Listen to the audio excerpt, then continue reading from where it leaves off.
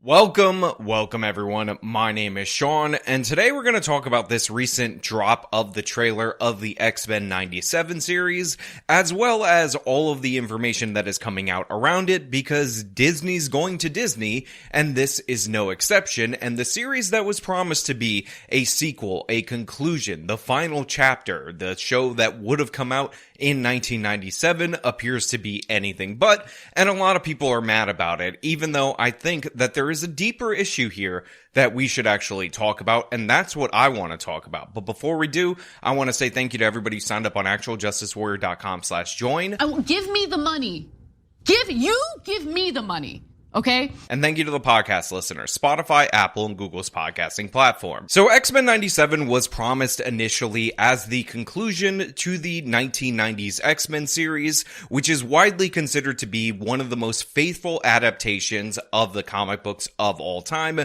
They did so many stories, such great justice, like the Phoenix arc, and considering we've seen movie after movie butcher the Phoenix arc, it is something that is held in even higher regard from the people who grew up watching it as a kid, and I am one of those kids who grew up watching it. That being said, while I do have a love for the original series, and obviously, like many 1990s shows, it absolutely has a banger for an opening theme, I'm not somebody who rewatches this series because I feel like the dialogue is incredibly clunky. It's almost too much of an adaptation of the comic books because the way people speak is completely unnatural. So even though I have love for it, even though I loved it as a kid, it's not like the same way that I feel about Batman the Animated Series, Superman the Animated Series, Justice League, and Justice League Unlimited, as well as Batman Beyond, where I can watch it as an adult and I love it just as much, if not more, as an adult. Now, this is why I personally was not interested in X-Men 97 as a premise, and I wasn't invested nor following it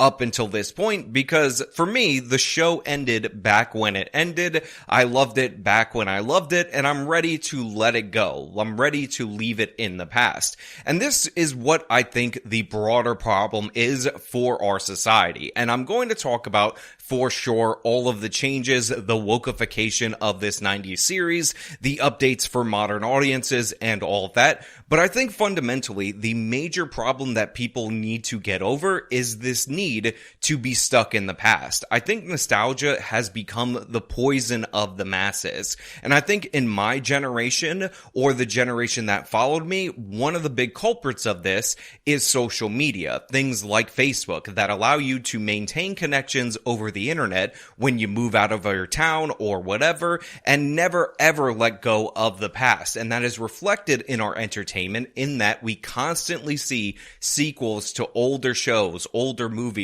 and all that. And I think fundamentally, even beyond the problems of this X-Men 97 series, that's actually a huge problem in our society because we can never progress forward.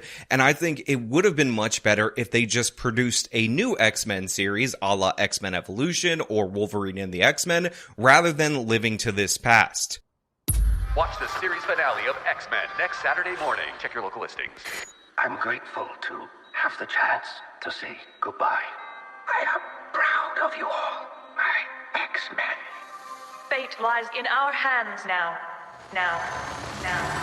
Again, as somebody who loves the Bruce Timm DC animated universe and will rewatch episodes from time to time when I want to revisit it, if there was something put out in that universe before Kevin Conroy passed away, the voice of Batman, I wouldn't be all that interested in it for the same reasons. Not to mention that obviously they're going to do the modern wokeification of these characters because that's what they always do. And the fact of the matter is, at this point in time, you should just be ready for it whenever they announce a new retelling of the series. So what is going on with this current X-Men series, X-Men 97, that sets it apart from the X-Men 90 series? Now, while people will always point out that X-Men is a allegory for discrimination, initially racial discrimination, and then over time, they started working in the gays stuff. Back in the 1990s, even though they had things like the legacy virus, which I believe is an allegory for AIDS, and they had stuff like that in the comics,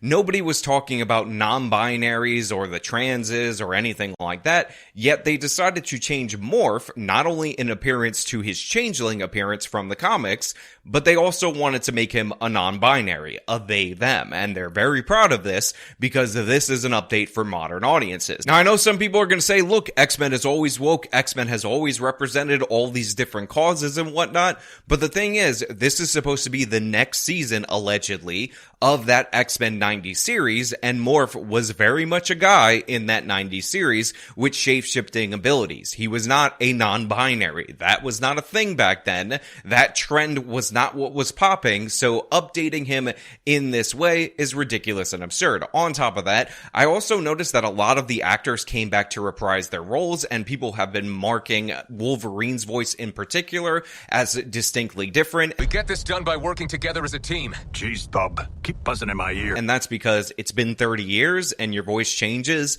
over 30 years, so maybe it wasn't the best idea to drag all these people out of retirement in order to reprise their roles, even though, again, they're trying to poison you with nostalgia. That's why they did it. However, there's another modern sensibility that you need to incorporate in that, because although they brought back a bunch of these different voice actors, it turns out the voice actor for Jubilee was white in the original series, because back in the 1990s, we didn't believe that you needed to match the race of the character that you were voicing, unless of course you're white, then you can be voiced by anyone. So the actress decided that she would not reprise her role rather than get canceled on the internet.com. So you have half this nostalgia where you're dragging out these older actors to come reprise their roles, but at the same time, simultaneously, you're booting one of the actresses that voiced Jubilee, who, by the way, was made extraordinarily popular by this series due to the fact that she doesn't line up with modern sensibilities. And by the way, these changes are even more prominent than that. Now, a lot of people were excited for this trailer, and I will say there's a moment in there where Gambit uses his, explosive energy supercharge thing on Wolverine's claws, which I would think would blow up his entire skeleton, but whatever, we're not focusing on that because it looks really cool. But the thing is, the animation in this particular series is not the same as the animation back in the 90s. It's not really the same style. It looks like a fan fiction Flash animation version of it. To me, my X-Men. It looks cheaper, and considering that Disney is a multi-billion-dollar corporation, they delayed production of this for 2 additional years just to get it right. Wink, wink, to find out how many more chicks that they could put in it and how much gayer they could make it in reality.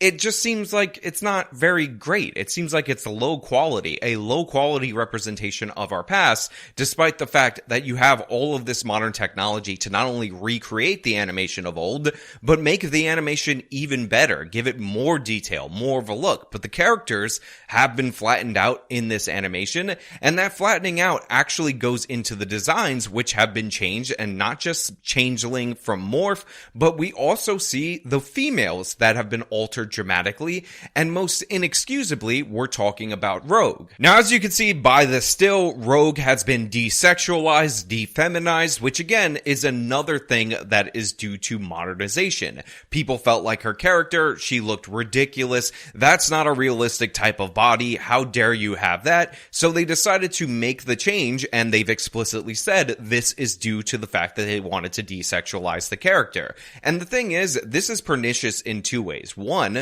this is supposed to be, again, the following season in that original X-Men series, yet they're kind of rewriting history right here in a Stalin-esque way by redesigning the characters. And 2, and this is most importantly, it actually damages their ability to tell the story, and it damages the character. Not only did they flatten out Rogue physically, but that was actually an important aspect to her character that they're also flattening out as well. You see, one of the beauties of animation is that it's not designed to be realistic. All those idiots who say, oh, this is what Disney princesses look like in real life, and they make them fatter, and they change up how their facial structure looks, they reduce the size of their eyes, are actually telling you that they have no idea what the purpose or what you can do with animation, because the whole point of animation is that you could tell the story through the animation. So you have a character like Rogue. You got something to say to me, Cher?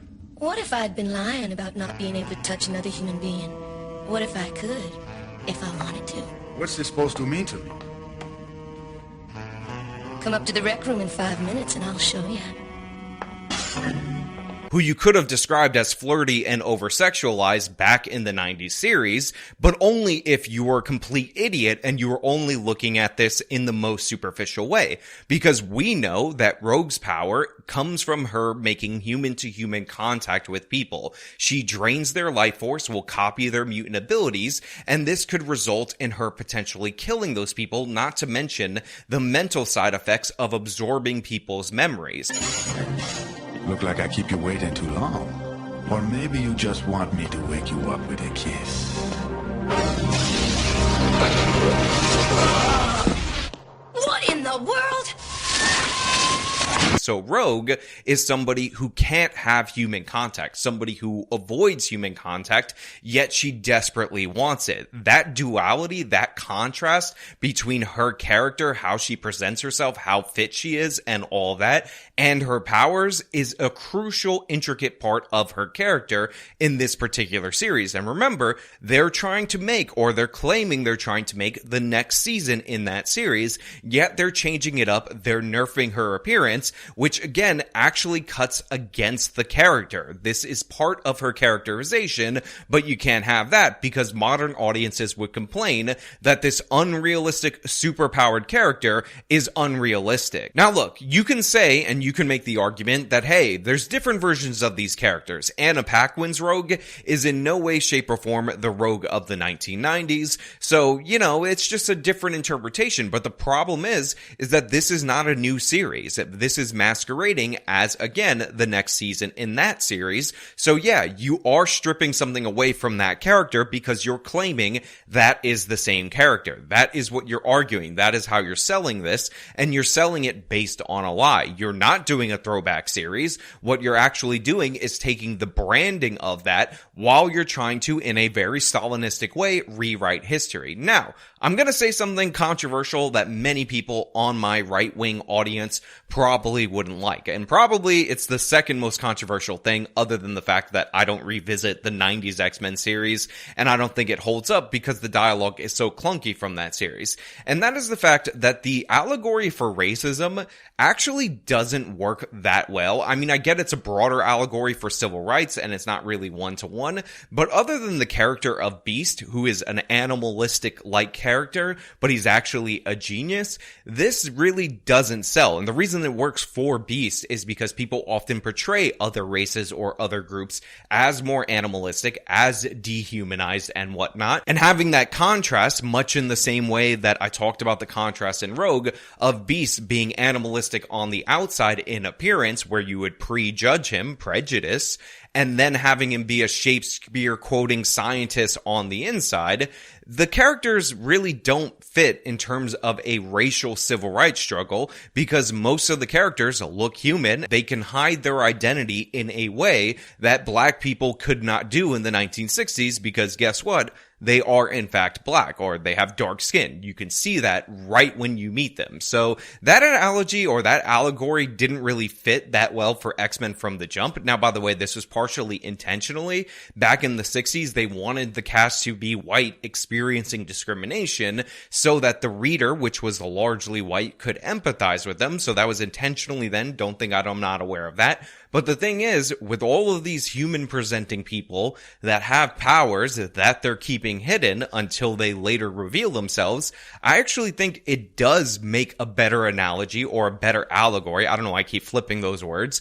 For the gays, if I'm being perfectly honest, if I'm being perfectly fair. So I know some people out there are going to say X-Men was always about anti-discrimination and blah, blah, blah, and it only makes sense to incorporate the gays into it, and I actually think one-to-one it fits better for the gays. However, while I acknowledge that this allegory could fit better for the gays in a lot of ways, because you have that aspect of being in the closet and whatnot, and by the way, the Fox X-Men movies leaned into this heavily. I think in every one of these movies, they had obnoxious references to the gays. It's better that you keep the analogy to generalize bigotry, generalize discrimination, because the one thing about the mutants that's not really true of the gays and not really true of racial minorities is that they're insanely over-the-top dangerous, not higher rates of violent crime dangerous. We're talking end-of-the-world apocalyptic dangerous, to the point where if we actually lived in the real world, where these people would end up randomly with these powers, powers and they could wipe out tens of millions of people depending on their scale, it actually might be sensible for us to figure out some kind of solution to keep these people under control. And the fact that they could pop up all over the world, meaning that if we lived in a world with mutants, somebody could pop up in one of these terrorist-ridden countries and then try to destroy the United States of America or that country. They would destabilize governments. They would be used as weapons as governments. It's a lot of problems, if we're being perfectly honest, in this idea that don't really fit either group or either discrimination or any kind of discrimination that we've seen throughout world history. So yeah, while I do acknowledge that it's not a great one-to-one racial analogy, even though it was meant to parallel the civil rights struggle, and it might actually work better in a lot of respects for the gays, in reality, vaguing it up as much as possible, making it about generalized discrimination as much as possible, and not these real-world things, suits the source material better. I know this sounds crazy to the modern left, but maybe, just maybe, your audience who were children back in the 90s and who are now in their late 20s to early 30s can be trusted to make the connections on their own. Maybe your allegory could be more subtle, not less subtle than the 90s series for children, considering you're trying to reel in the older adults. Because fundamentally, aside from the allegory, what the X-Men are actually about is, are these mutants, are the X-Men good enough to not only protect the humans that love them, that support them, but also protect the people that hate them as well? Because Magneto and all these various villains that have an axe to grind against humanity, the ones that are non-human, they are real legitimate threats to these people, and the X-Men often have to defend them, and they have to defend them even when they're not going to get any discernible reward, respect, or credit for doing so. Which, by the way, is something that in today, our modern society would look down upon. I mean, just think about the way our society promotes the active hatred of white people. They have been dehumanized so much in our society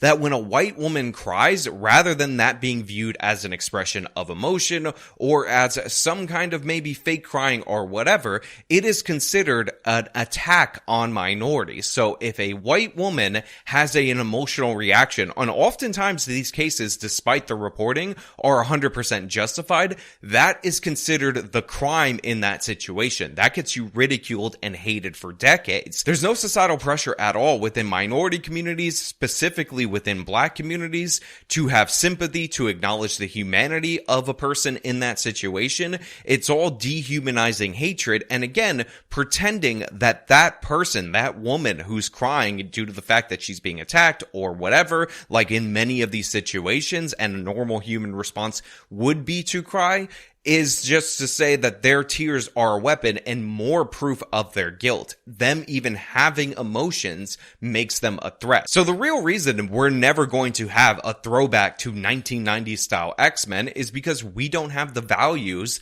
of the 1990s X-Men series. Again, are the mutants, are the X-Men good enough to protect humanity? Even the parts of humanity that hate them is a core thing that goes all the way back to the 60s, but that is something that we've completely rejected in our society in favor of promoting discrimination and hatred against those people. You'll see a lot of essays out there where people will say, why is Magneto even depicted as a villain in X-Men? He's 100% right about everything, even though throughout the various X-Men movies that they cite as examples, Magneto has tried to wipe out all of humanity at least 3 times. That's right, the modern woke left, the modern progressives, endorse a genocide as long as that genocide is against who they believe to be privileged, and that's why fundamentally the series was destined to fail from the jump. But hey, those are just my thoughts. So let me know your thoughts down in the comments below. If you like the video, show them by leaving a like. Subscribe for more content. Follow me on my social media. Support me via the support links in the description of this video.